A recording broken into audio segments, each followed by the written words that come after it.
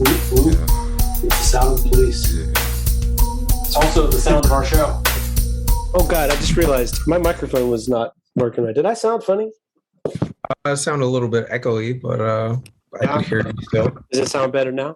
It does. Now it sounds All right. better. Maybe I should try that. Difficulties, yeah. Maybe I should try that again. Hey, this is Old School, New School Football. I'm Will Masisak. He's Jude Allume.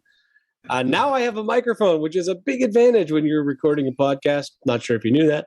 Here we talk all things NFL football, and I just asked Jude a minute ago to give me a hot take about this week's NFL football, and maybe he wants to talk about the Detroit Lions still being in contention for the 7th wildcard spot. Jude, I heard that you bet your whole paycheck this week on the Detroit Lions making the playoffs. No, sir, that's you. I leave that up to you. My hot take is, the Steelers are finished. Pack it up. They're done. If they cannot find a franchise quarterback somehow, some way this offseason, is going to be a tough road ahead for them. What would a franchise quarterback change about this team? They had their offensive line and defensive lines are terrible. Their defense that was once the thing. I think they're a bit harsher than reality would say. I wouldn't say they're terrible. I'd say they're works in progress. I would say they're like 27th running the football. They're done. I mean, the offensive line is terrible, and giving up the run. Sometimes you just need one piece to kind of mesh with everybody, and it makes it work. I think you have a really good running back in Najee Harris. I think you have some really good wide receivers. Yes, that offensive line is a work in progress, but it's not the worst line in the league. There are a couple teams who would, be happy to trade lines with you. I don't know who, like who. That's a bold statement. I'll take that one on. The Lions are also a work in progress. I don't know if they're worse, actually. They ran for 200 yards against the Steelers. The last time just because you can run the ball doesn't mean that your offensive line is necessarily good. I would say your defensive line is definitely not as bad as you're making them out to be. Your defense has a lot of pieces that you can build off of. It's just that if you're not scoring points, it's not good. And as of late, they've had the injury bug, and it's hard to play when you know that they scored 40 points in the previous game and lost. Those were garbage time for us. Go on now. No, not against the Chargers. The outlook is not. They had the lead. They took the lead. It's not as drastic as you make it out to be. I feel if you had a good quarterback who could make plays, that would cover up a lot of issues for you. I think your defense would play a lot harder.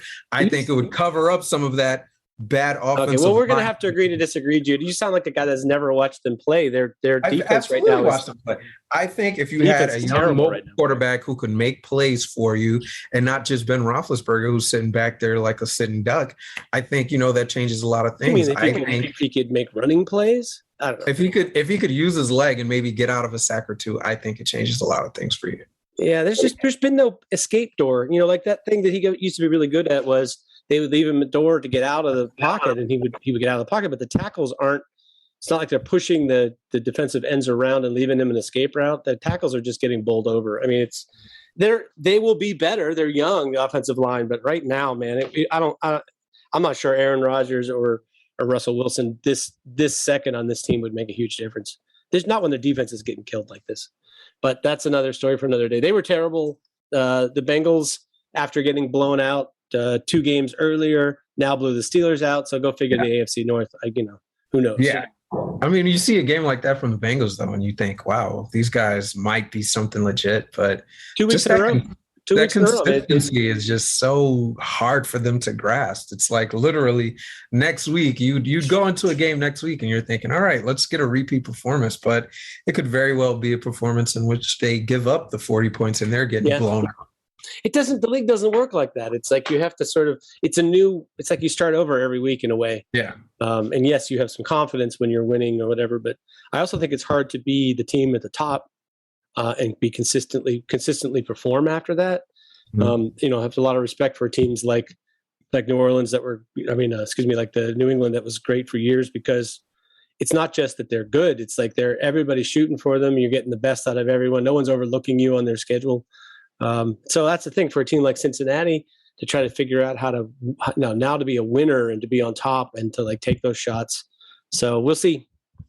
I mean, what'd you make of staying in the AFC North for a second? The Cleveland-Baltimore game, another strange game. That was a very strange game. It was kind of a snoozer as well. Not quite what I was expecting. I mean, I thought we'd see some good defense, but I didn't think it was going to be just a defensive game overall.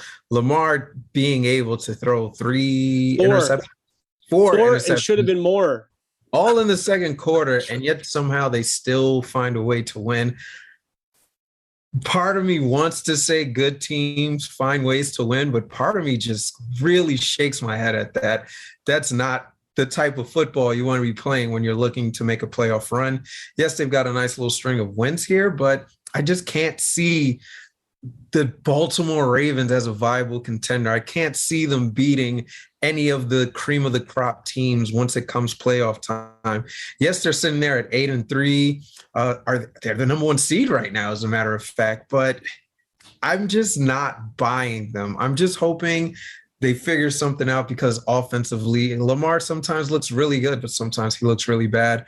And then the defense is kind of the same. Sometimes they show up and they'll pitch a shutout for you. And then other times they'll let just about anybody run the ball on them, throw the ball on them, do whatever they want. It's so frustrating. No, they're the kind of team that could be frustrated as well. They're the kind of team that can beat anyone in a single game in the playoffs, but who are unlikely to beat three of them in a row. I mean, that's what sums up for where they are as a contender, right?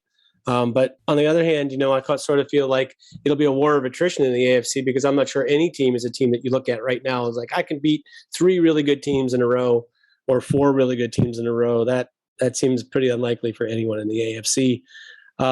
What did you make of the Packers?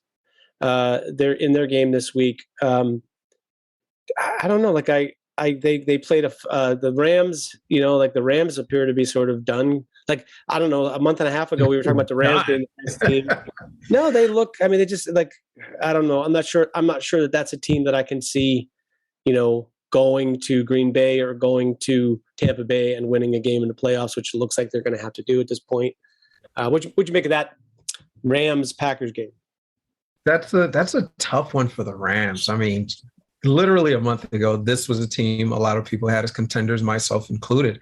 I still like them to make the playoffs and possibly be able to, shake things up, fix something. I'm not quite sure what it is they need to fix, but I don't think, they're absolutely out of it at this point.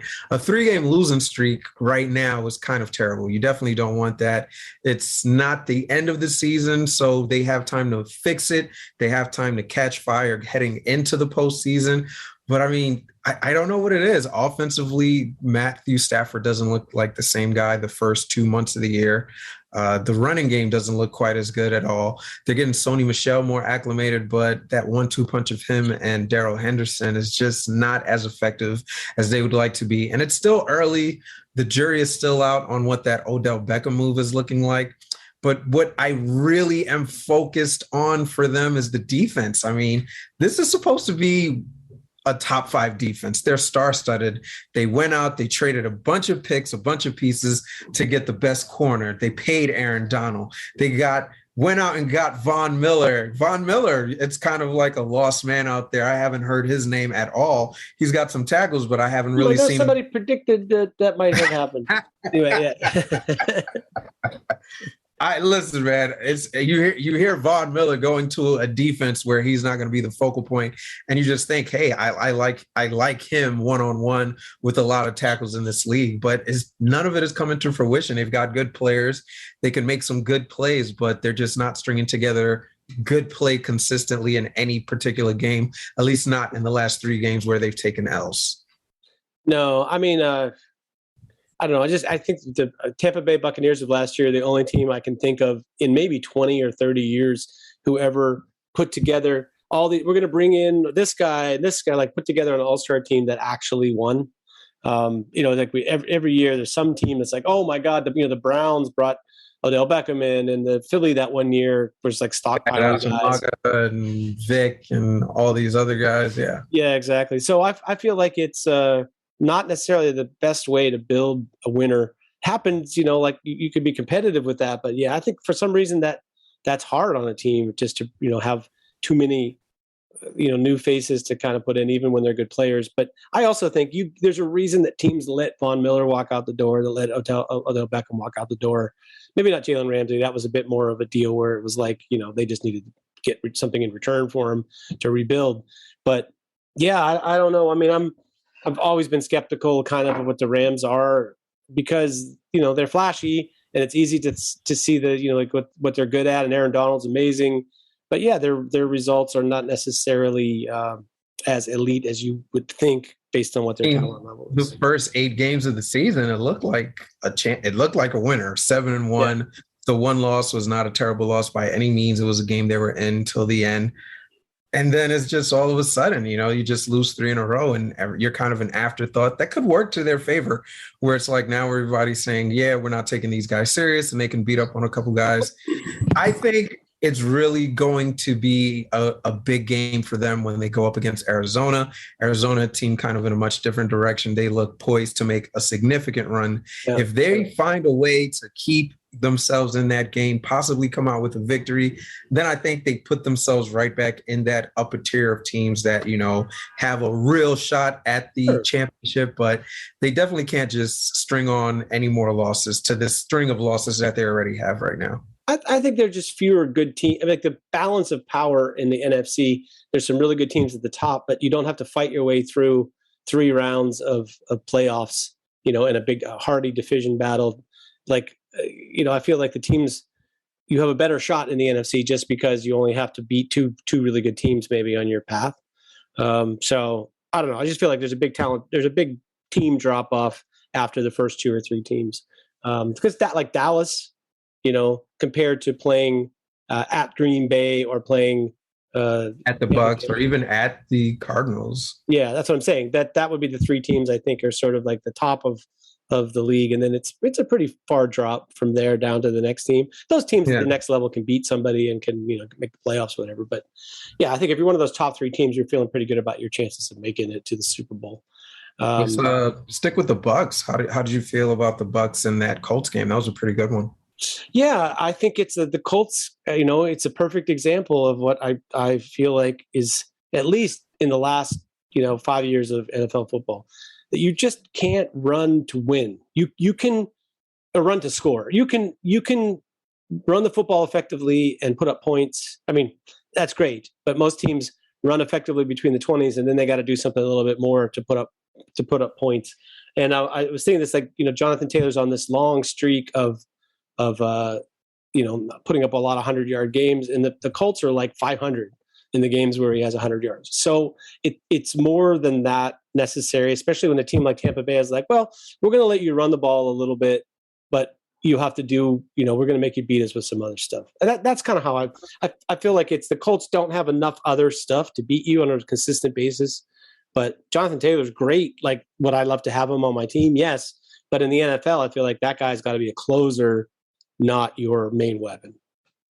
I don't know. I think I saw it a little bit differently, whereas they started a little bit running the ball, and Tampa Bay, being the number 1 run defense they are, they weren't letting it happen. And it's almost like they completely abandoned the run game, and they built a lead with Carson Wentz throwing the ball more than they were running it.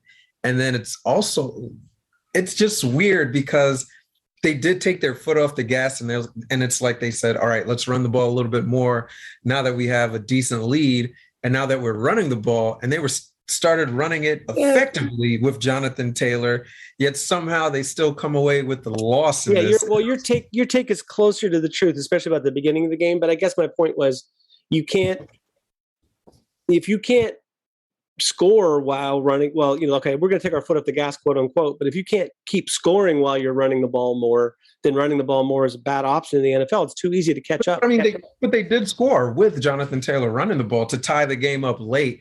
Yeah. I think what really, sunk them in is the same thing that it's not like, as a matter of fact, I retract that. They didn't even really take their foot off the gas. It's just Carson had those 2 interceptions that really let the Bucks get back into the game. One of them, I won't fault him, because 6'4" Michael Pittman going against 5'9" Antoine Whitfield Michael making Pittman, that play most of the time. Yeah. you've got to make that play. Jump ball, go up and get it against a guy that's 5'9". He's a legit 7 inches shorter than you. And I'm pretty sure your hopping skills are comparable. It's not like Michael Pittman can't get up there, but you can't let Antoine Winfield just out jump you and want the ball more. But 2 interceptions and you let the Bucks back in it. Those are just kind of plays that you can't have going against a team that I would say right now is definitely better than you. And you're trying to make a name for yourself and find your way into the playoffs. Remember, I said it that, they only have 1, maybe 2 losses in order for them to leapfrog Tennessee. Like, they need to be damn near perfect. Yeah. This one was in their grasp, and I feel more than anything, they let the Bucks off the hook. I think that team, the thing about Indianapolis that keeps them in it more than anything, I think they're really well coached. I love Frank Reich as a head coach, and I love what their plan of attack is week to week. Like, they do what they have to do to try to win. But yeah, I just think Tampa is like, they're just starting to remember, oh yeah, the postseason's coming up. I guess we should crank it up a little bit. Like, get Gronkowski back out there. They're still the favorites to win it. They still have without MB. Yeah, they still have a great quarterback. They still have 3 other receivers who are fantastic. So yeah, I'm not too worried about what Tampa Bay is going forward. And there's no shame in the Colts losing to them, but yeah, they had them at home and they had the chance to win that game and let them off the hook, which not a good sign. I just don't know if the Colts are. They're going to be in games because they're well coached and they have some talent, but I just don't feel like they're a super strong team that I'm worried about making a postseason run. Speaking of which, New England. So what do you think about the Patriots now? Are we believing in the Patriots now? I think you have to, because the only question mark I think they had was, what are they going to get from Mac Jones? And I think we've seen now it's not going to be flashy. It's not going to be gaudy numbers, but it's going to be more than good enough to win games because they still have a really good defense. They still have really good coaching, possibly the greatest coach of all time in Bill Belichick. What you could look on the outside and say is that they still don't have any really huge pieces on offense, but that's kind of been New England for the majority of the time that we've known them, the last 20 years or so. Outside of a Gronkowski, a Wes Welker, Edelman was never a star, and he kind of got built into a star. And I think Wes Gronkowski is really the guy that they had. That was like, you knew the ball was going. And they had Moss for a couple years that they brought in, but outside of that, this is who they are. We don't need the flashiest players, the biggest names. We're going to play with who we have. We're going to outcoach you and just like find a way to win in the typical New England way. It's scary for me because it's like, are we really seeing Tom Brady 2.0 here in Mac Jones? I think, honestly, he might be front runner for Rookie of the Year. And it's like, you look at him and it's like, I mean, were you watching football yet when Brady hurt his knee and was out for the season, 2008? Yeah, they still won with Matt Castle. Not only that, they went on. They were sort of a run. I think they won their division. No, they didn't win the division. No, they didn't win the division, but they were. I mean, saying they looked pretty good with like a month to go in the season. So, if it was more season, they might have made the playoff, but they were 10-6 and just missed the playoff. I think Mac Jones is better than. I'm sorry, I've forgotten his name now. Castle? Yeah, I think Mac Jones is a much better quarterback than Castle is, but it wouldn't surprise me as a young player. I'm to pick them to make a postseason run with a rookie quarterback, even with Bill Belichick. I'm not saying a run, but definitely I think they definitely make a playoff push. I think it's going to be a big game with Buffalo. Do they have 2 left with Buffalo? They have 2 left with Buffalo, yeah. So it's going to be big because for the Patriots, they've kind of been beating up on some teams that, nobody's really taking seriously. But you have Buffalo, which is a team that's also fighting for playoff positioning. They are trying to turn things around. Another team that's just 1 week we can beat anybody. Another week we can lose to anybody. Mm-hmm. They need these 2 wins to get the division and kind of cement themselves as the team to beat in that division. These are going to be huge games. I think it's definitely going to be huge for the Patriots. Can we beat a quality team? Can we show everyone that we're serious? I think because they have the Belichick, because they're going to rely on the run game, because they're going to not put Mac Jones in positions to lose and put him in a position to win, make it very simple for them. I think it's realistic, especially when you have that defense that's been playing really well. Sure. So, I mean, if they beat Buffalo twice, there's a good chance they're the number one seed in the AFC because no one has momentum in the AFC West. No one has momentum in the AFC North. No one has momentum in the AFC South. So, if you win those two games, you're going to be king of the hill, really. I mean, the only team that's got any momentum other than those teams is maybe Kansas City, but Kansas City is still so far down in comparison. So, I don't know. I guess I put them on an even playing field with Kansas City, except kind of even playing field because it's like they're so steady that they'll keep themselves in the game, and Kansas City is so up and down. But if they find themselves up, then they can really beat you. But if they find themselves down, so many teams just you don't know what you're gonna get week in and week out, man. But, absolutely not. I don't know. Yeah. Anything we missed? Or you want to move on to talk about this week's games? Yeah, let's go to this week. I do want to mention that the Eagles kind of did, what's the politically correct way to say the bed, and a great chance where Dallas loses. They get a chance to go against the Giants, get a division win, put themselves in contention to take the division. Won't linger on it. I just really think they messed up huge on that one. I mean, great job by the Giants. They played outstanding defense, but offensively they didn't do anything. Listen, man, Jalen Hurts throws the most beautiful deep ball interception I think I've ever seen. I mean, like they were so beautiful. Like the throws were amazing. Yeah. But it's like, he's like firing at 50 yards downfield on a rope and right to a defender. So that's more of a judgment thing than it's not the physical talents that are the trouble, right? Jalen Reagor, he kind of helps him. I shouldn't say that. Yeah, I'm sorry. I take back everything bad I said about Jalen Hurts. Jalen Reagor dropped 2 touchdowns, chances to win that game. 2 touchdowns in the end zone to end the game. Unbelievable. But I don't know. My take on Jalen Reagor coming out was that I couldn't remember a player that looked more like Mike Wallace, and from the standpoint of Mike Wallace was a player that's super fast and could get behind any defense and get open, and had horrible ball tracking skills and almost never left the ground to a good result. Like in other words, never jumped and won a ball. And Reagor actually might have worse hands than Mike Wallace, though. That's the thing that's his career is really defined by really at this point. Those clutch time plays, it's not for everybody. It really isn't, man. I mean, that's the thing. Clutch play in general is very underrated. And this is, I would, being an old guy, my old guy rant would be that this is what's wrong with fantasy sports is that they should give extra points for clutch, time performances and for third downs and for late games and you're trailing, you need to play because that's the stuff that kind of really matters. And we don't, we tend to obsess more about somebody has so many yards, but yards don't win you football games, if they don't come at the right time. Then the cloud, get out of here, you cloud. Yeah. Let's go to this week. Let's go. We kind of touched on it a little bit, but Bills Patriots. Yeah. Who really got the edge in this one? And this is in Buffalo. So I'm giving Buffalo a little bit of an edge just because they see the bus coming up behind them at high speed, flashing its lights. And this is kind of their season for Buffalo. Like they need this win to stop all the talk about them, underperforming and to stop all the talk about them not winning the division or whatever. That one win against New England might be enough to do it, but they have to play better than they played when they were bad. And I mean, I suspect it'll be tough because Belichick, is going to have some kind of a plan for Josh Allen that's going to hem him in a little bit or force him to do stuff he doesn't want to do, like dump the football off. But I still think the Bills maybe have, I believe New England's played really, really well. I have no qualms saying that they're deserving of the praise, but I also don't think they've really beaten a team who's on their game, who's got talent. What do you think?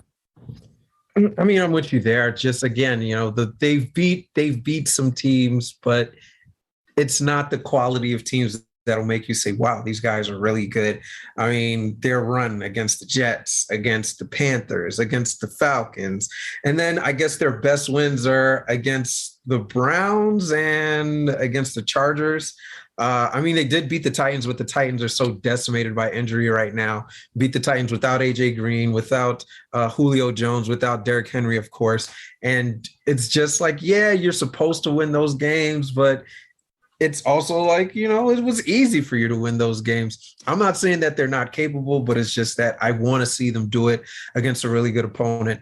On the other hand, you've got the Bills. You know, they're coming off a victory too, but in that victory, we're still seeing Josh Allen a little bit loosey-goosey with the football. I need to see him keep the ball secure, keep the ball in his team's hands. I like that they get Dawson Knox back and they're kind of building that chemistry. When he had Dawson Knox, I think that's when they had 5-1, and then all of a sudden he injures his hand. He's out for a couple of weeks, and that's when they get a lot more up and down as a team.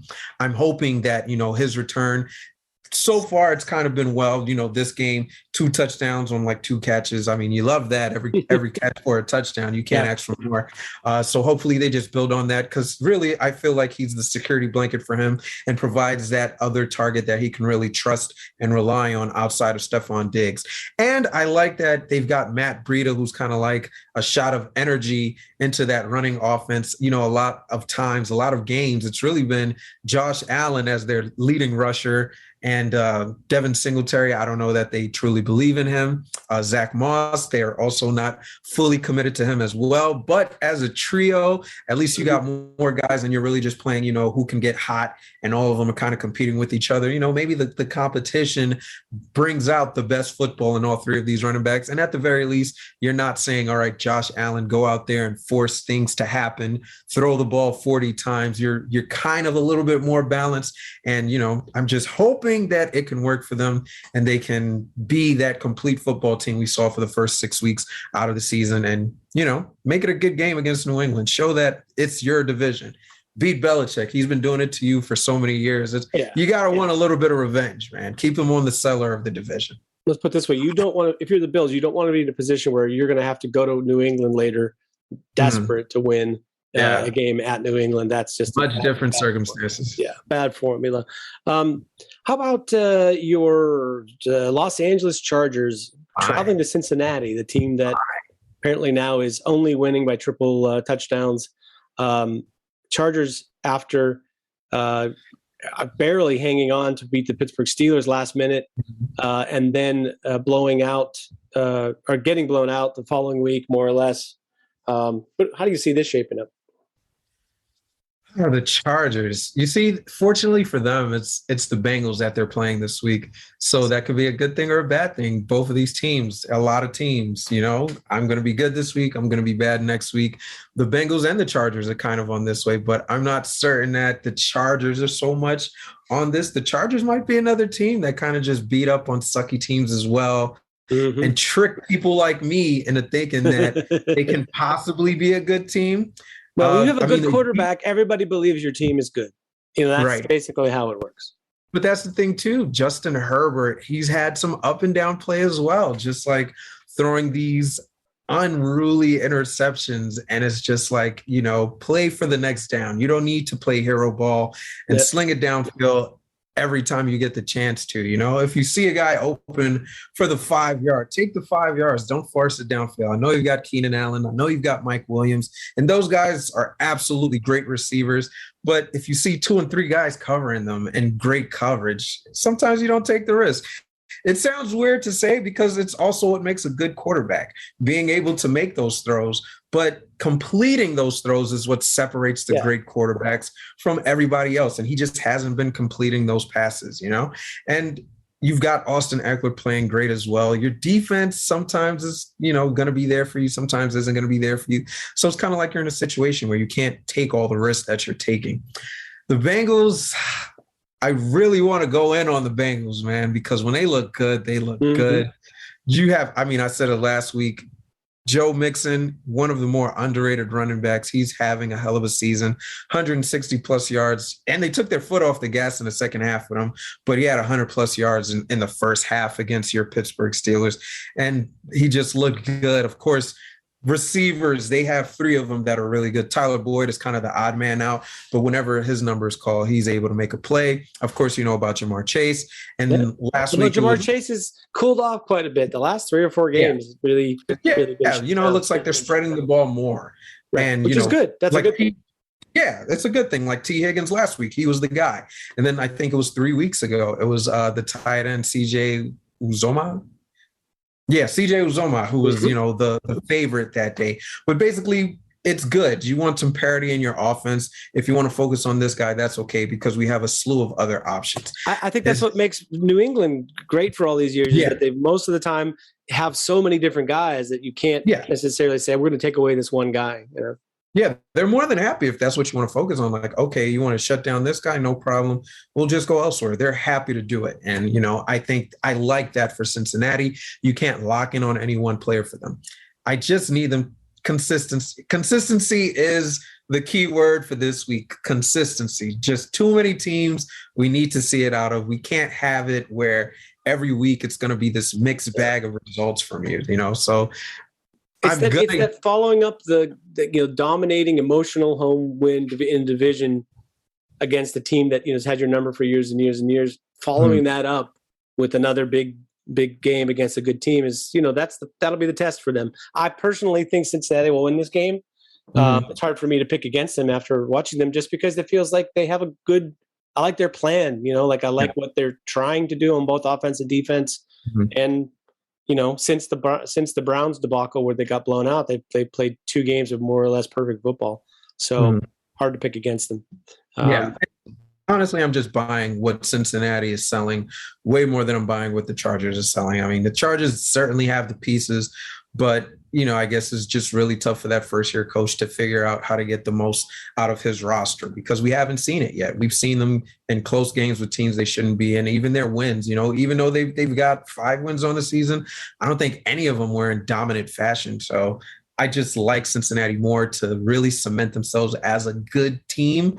And more than anything, this is early, because I don't think anybody had Cincinnati in the preseason as a viable contender, or at least a team that's going to make the playoffs. I think, you need to control your destiny and say, yes, we're here and we're a team to be messed with. Yeah, I think, that's probably pretty well said. I don't know, maybe undersold them a little bit in terms of they have a little momentum. Like, I think if you win 2 weeks in a row in the NFL, you have momentum at this point compared to most teams. So will it be 3 against 3 pretty good opponents? Then I guess we'll find out. So let's go Sunday night with Chiefs and Broncos. Yeah. Broncos, another one of those teams that just kind of sneak up on you and can possibly beat you week in and week out. Yeah, I don't know. Like, they have a couple of sort of what I would call surprising wins against teams that they were expected to easily beat them. But I'm just not sure that they really have the complete pieces to win consistently. I feel like they're a team that's looking to build some momentum for next year, rather than thinking, oh my God, like we have a chance at the division. We have a chance to get there. So I think Kansas City puts them to bed pretty quickly in this game.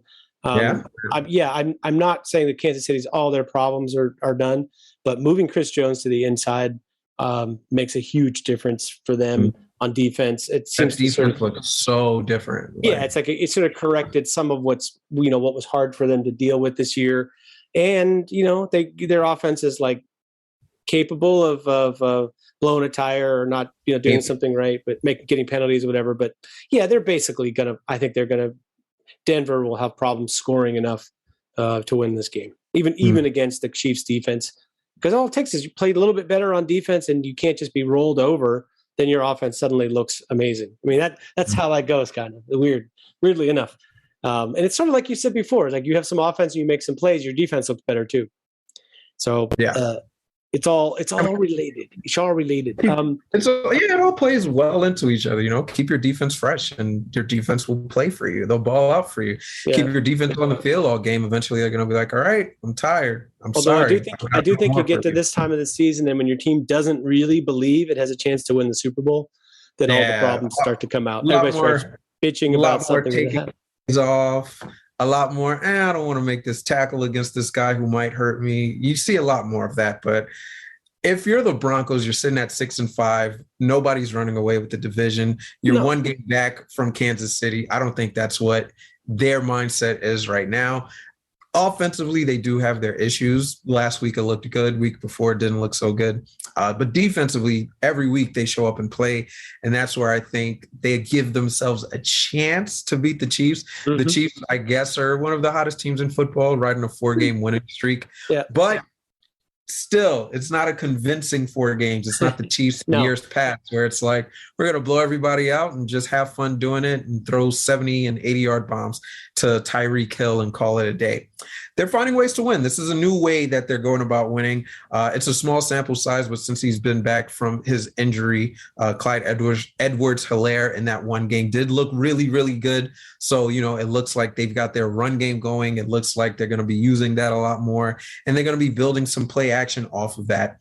Defensively, they have looked really good in the last 4 games. They have looked really good since moving Chris Jones back in.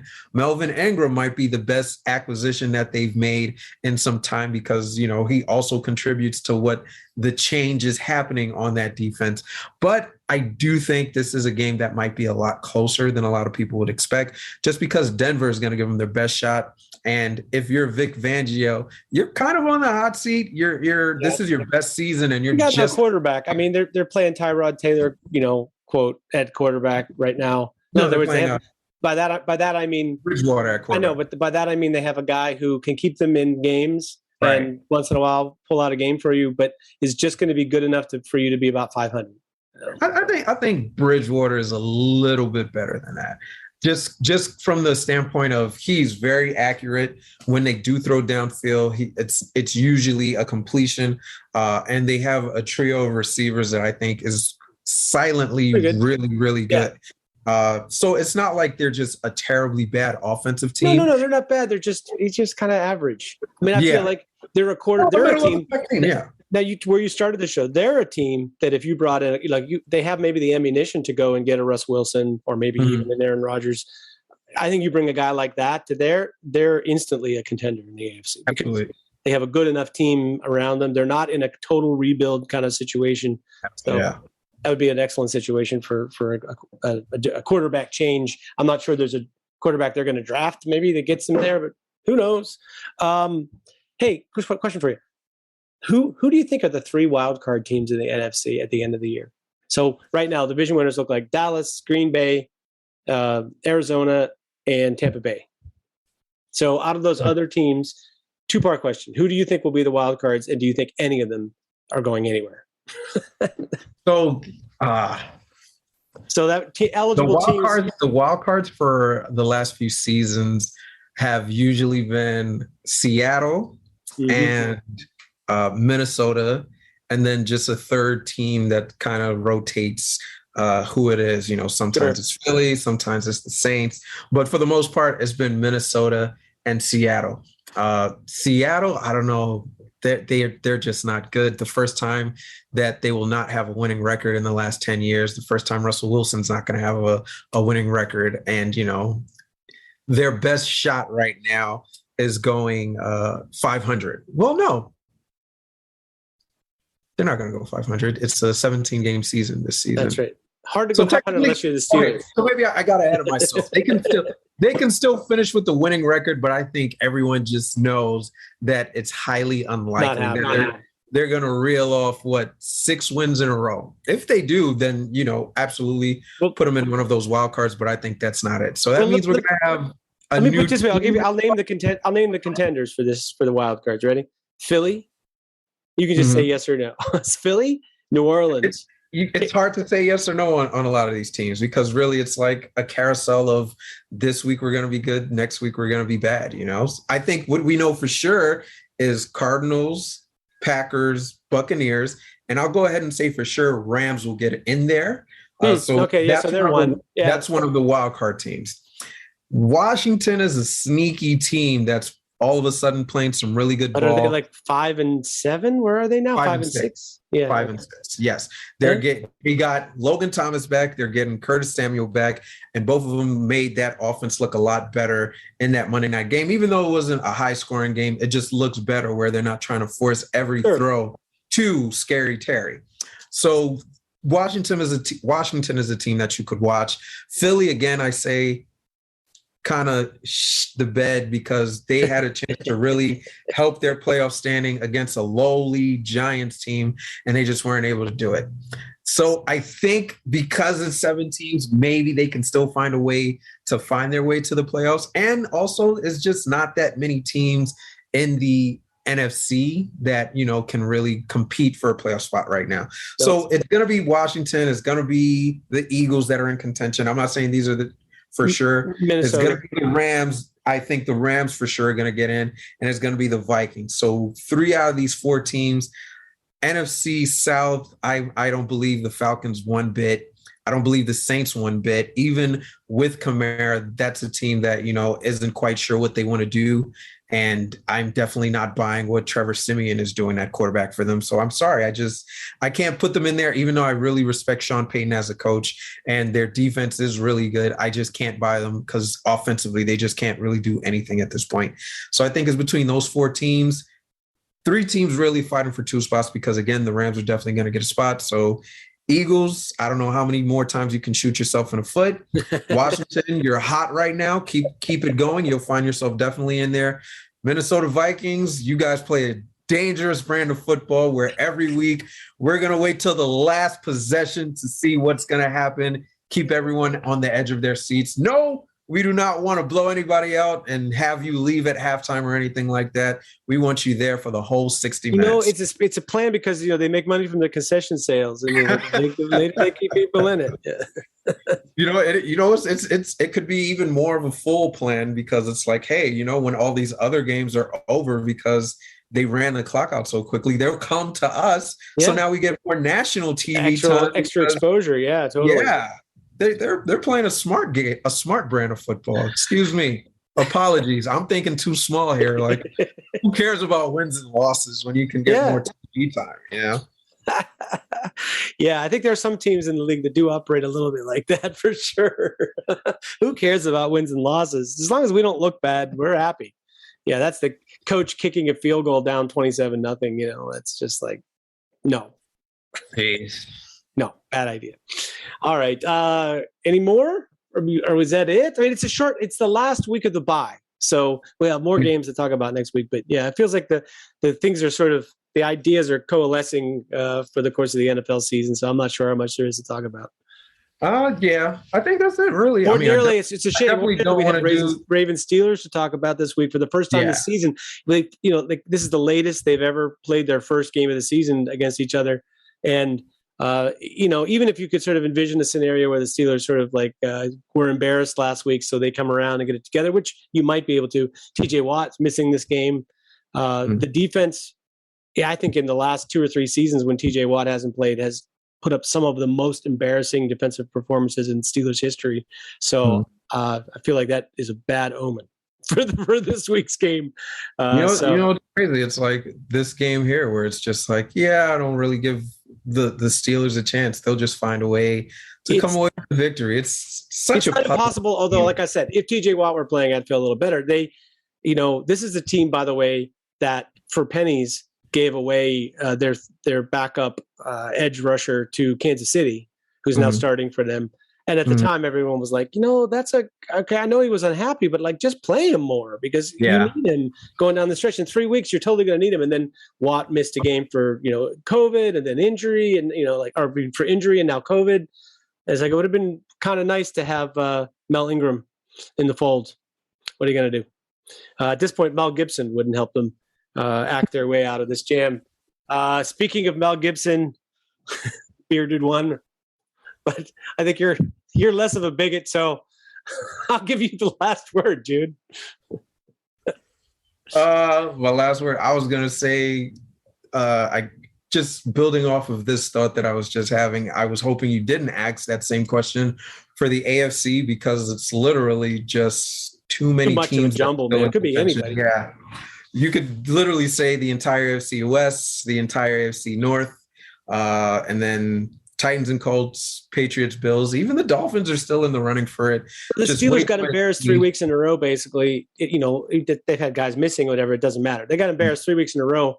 They're still pretty much in control of their own destiny for a wild card spot. It's crazy. Yeah. The league is that conference is nuts right now. But the overarching point, just so much disparity in the NFL this season. I'm not sure if I'm a fan of it or not a fan of it, because it's like, I don't know who I can count on consistently. Yeah. I do like the fact that it's literally anyone's championship to win or lose this season.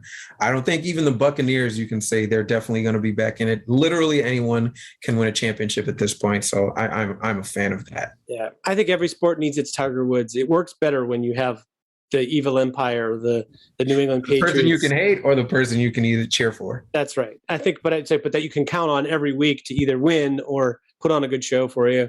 Mm. So I do think it's better when we have that in sports, but yeah, I'll take it. It's interesting. It makes the show something to talk about every week. Every time we talk about some team being like, all right, I think they've got it together.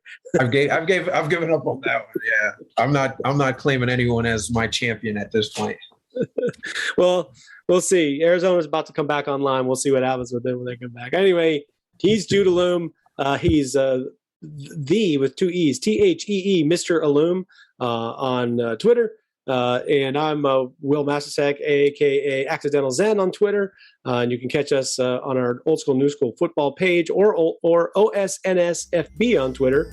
And hit the like button, subscribe, do all that stuff, because we make tens of dollars doing this show. So whatever you can do to help, I appreciate it. Jude? I haven't gotten my check yet for my $10. So help me I out. have to send you a $10.99 for that $10 check. Anyway, Jude, talk to you next week. We'll talk some more NFL football. Cheers. Always talking about the chicks.